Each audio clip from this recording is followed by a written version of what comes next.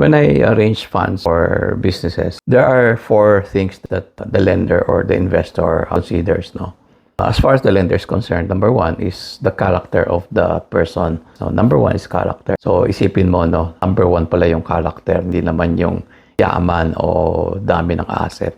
Number two is capacity to pay. In other words, tinitignan yung kapabilidad na mabayaran yung utang do sa tamang pinagkaagrihan na time at interest na napakalaga, no?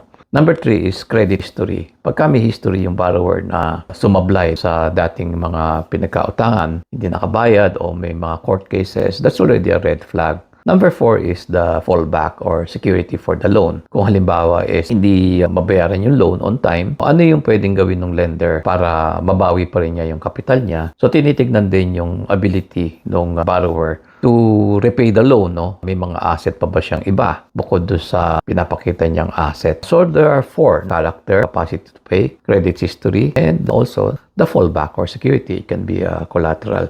So hindi ganun kasimple yung utangan. In fact, dapat matutunan natin yan when we borrow from people or when we lend to those business people na humihiram sa atin. Consider natin yung items na yon. Kasi ayaw natin na maubos yung pera natin ka papautang or ayaw natin masira din yung ating pangalan sa pag-utang. So, consider natin yan.